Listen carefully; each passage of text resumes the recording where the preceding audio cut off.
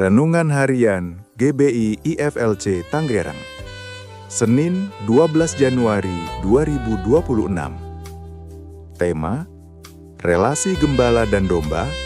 Allah Sang Gembala Agung melindungi kawanan dombanya dari para gembala yang jahat.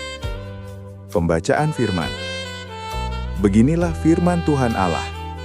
Aku sendiri akan menjadi lawan gembala-gembala itu, dan aku akan menuntut kembali domba-dombaku dari mereka, dan akan memberhentikan mereka menggembalakan domba-dombaku.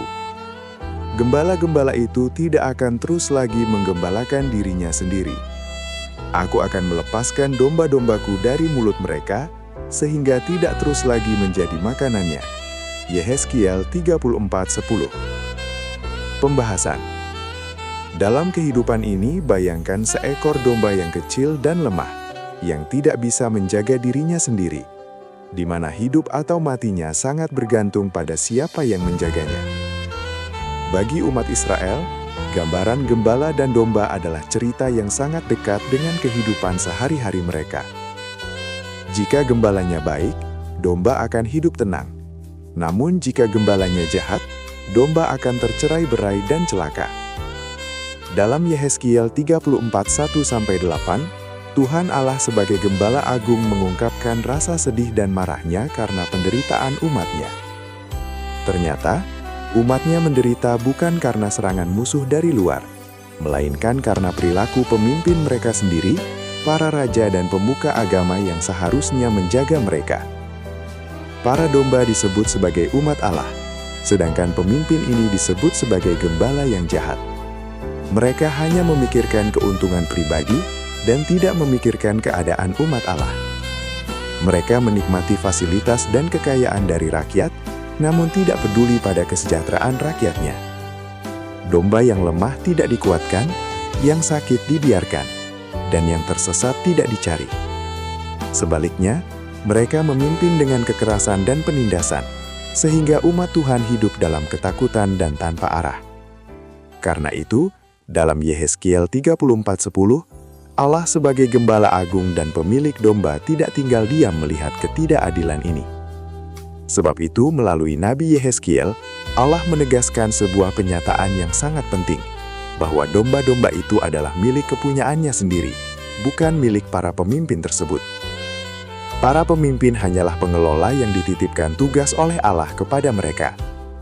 Karena itu, ketika pengelola gagal, maka Allah sendiri yang akan turun tangan untuk menuntut pertanggungjawaban atas setiap kelalaian dan menghentikan kekuasaan mereka, bahkan membebaskan umatnya dari penderitaan dan penindasan yang selama ini mereka alami.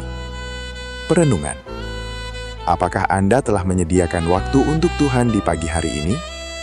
Apakah Allah selalu melindungi Anda dari ancaman dari pemangsa yang buasa? Bagaimana cara Allah melindungi Anda dari gembala-gembala yang jahat? Penerapan. Pesan firman Tuhan pada pagi hari ini. Allah tidak pernah membiarkan kawanan dombanya tercerai-berai ketika para gembala gagal menggembalakan. Oleh sebab itu, kita sebagai orang percaya, untuk menjadi gembala yang baik haruslah mengikuti perintah dari Allah yang adalah Gembala Agung. Jika tidak demikian, kita akan menggembalakan diri sendiri dan mengabaikan domba yang Allah sudah percayai untuk digembalakan. Karena itu, Allah akan menegur gembala yang menikmati keuntungan, tetapi mengabaikan tanggung jawab. Sebab di dalam pelayanan gereja, para gembala dipanggil dan tetapkan Allah untuk menggembalakan kawanan domba Allah, bukan mencari kehormatan dan melupakan akan tanggung jawab sebagai seorang gembala yang dipercayai Allah untuk menggembalakan kawanan dombanya. Quotes. Penggembalaan yang tidak benar akan berakhir pada penghakiman.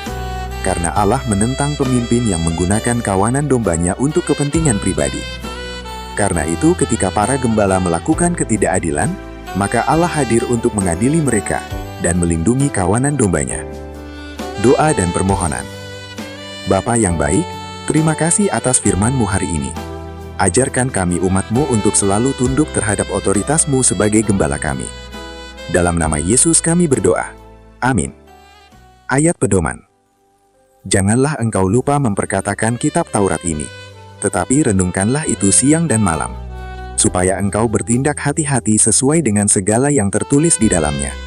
sebab dengan demikian perjalananmu akan berhasil dan engkau akan beruntung. Yosua 1:8